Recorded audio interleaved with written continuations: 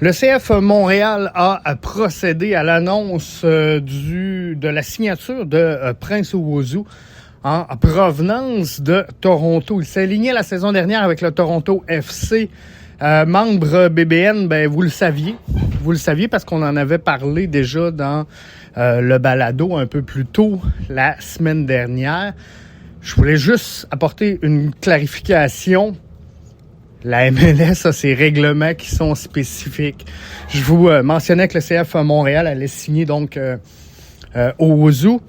Et ce que je vous avais donné comme info, c'est qu'il était agent libre alors que ce n'était pas le cas. Donc, il y a des frais de transfert reliés à ça. 100 000 cette année, je pense, 75 000 l'autre. C'est pas important. L'important, c'est que on a le joueur, mais c'est important d'amener cette précision-là parce que le CF Montréal n'a pas reçu de compensation pour Lassi Lapalainen qui a quitté pour le Crew de Columbus, lui qui était agent libre. C'était pas le cas de Owusu et il y a un droit là, de refus sur une transaction également qui a été maintenu par Toronto. Donc, on en a parlé en détail. Si vous êtes membre BBN, allez dans le groupe, là, il y a un post qui ne parle que de ça, Owusu, où justement, là, on a fait des commentaires puis des liens sur ce qui était. Sinon, allez réécouter le dernier balado. On en a parlé abondamment, mais rapidement pour les autres. Ce que je peux vous dire, c'est que c'est une bonne prise pour le CF Montréal. C'est un joueur qui peut aider cette formation-là. Un grand gabarit également. Fait que ça peut être un plus. Maintenant, statistique peut-être peu reluisante, pas très étincelante, du moins pour la saison 2024. Faut comprendre une chose, c'est que Toronto FC a été la pire formation de la Ligue la saison dernière. Selon moi, au rapport qualité-prix, on en a parlé de long en large, mais à 31 millions de masse salariale, la deuxième plus haute de la MLS, cette équipe-là a passé 2 entraîneurs-chefs et n'a jamais réussi à obtenir de résultats la saison dernière, manquant les séries pour les 2 dernières saisons.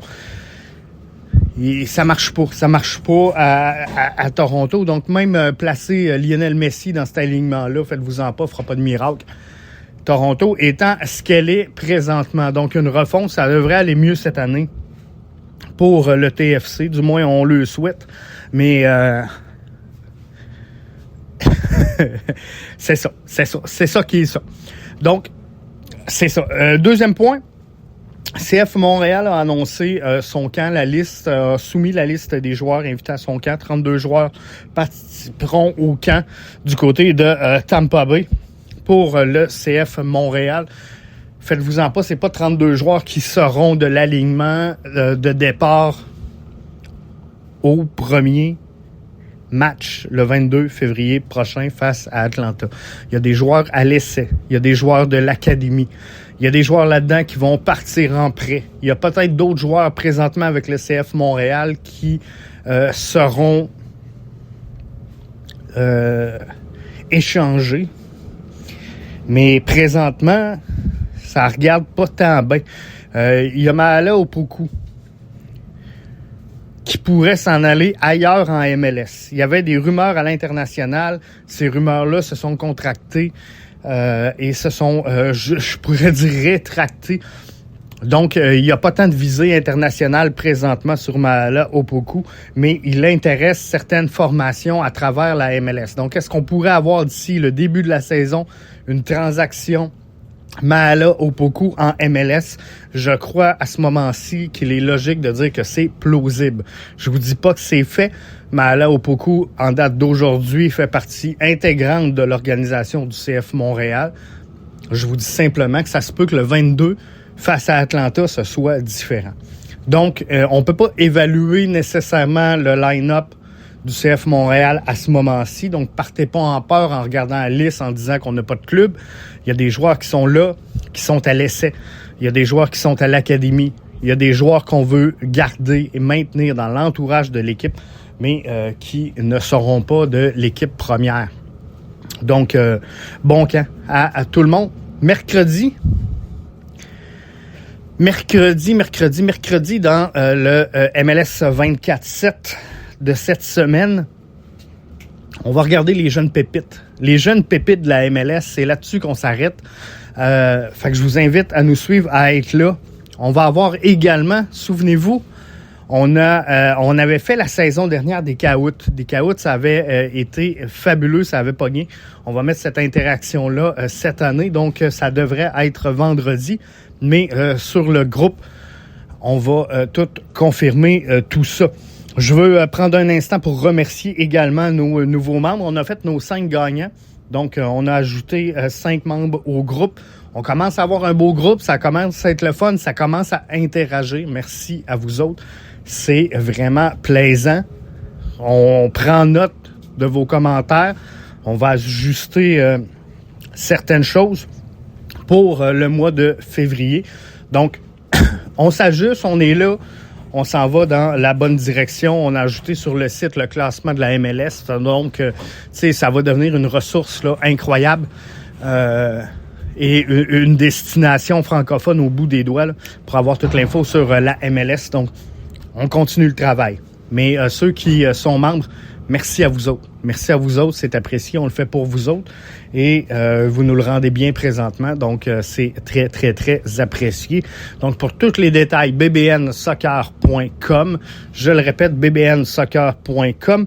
Et on est en direct sur TikTok à peu près à tous les soirs. C'est pas des horaires fixes. Ça va, ça vient. Mais commence à avoir une belle interaction. On commence à avoir une crowd incroyable. Et là-dessus, on va parler du CF Montréal. On va parler de la MLS. On va parler du soccer européen, mais principalement des joueurs canadiens qui rayonnent à l'étranger. Mais voyez-vous, hier, on avait un live Real-Barça où le Barça a éclaté. Vous le savez, là, hier, le Real, pour une deuxième fois cette année, l'avait fait 4-0. Il l'a fait 5-2 hier en Super Copa.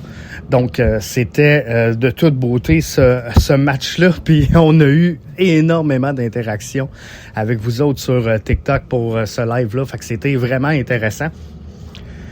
Alors, on va poursuivre cette aventure-là. Fait que, rappel vite fait, là, pour pas qu'on se perde.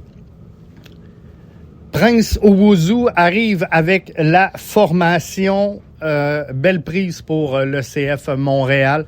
Des statistiques, oui, pas incroyables, mais dans une formation vraiment pas incroyable la saison dernière avec Toronto. Il y aura des frais de compensation. Pourquoi, Jeff, qu'il y a des frais de compensation? Parce qu'il n'était pas agent libre, contrairement à Lassi Lappalainen.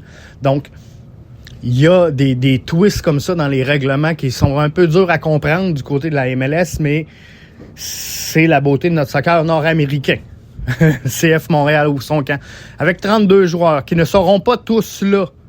Je vous le rappelle, en début d'année, on a le droit à 30 joueurs et il y aura des prêts, il y aura des retours à l'académie, il y a des joueurs à l'essai qui seront simplement pas signés. Donc, on suit ça pour vous dans le prochain podcast BBN. On va se parler également de l'académie du CF Montréal, de la structure du CF, du centre de développement, de comment on voit le talent chez les jeunes. On va avoir un invité spécial. C'est pour ça qu'on vous a annoncé là, en fin de semaine qu'on déplaçait ce balado-là dans l'horaire. Donc, ça devrait se faire cette semaine.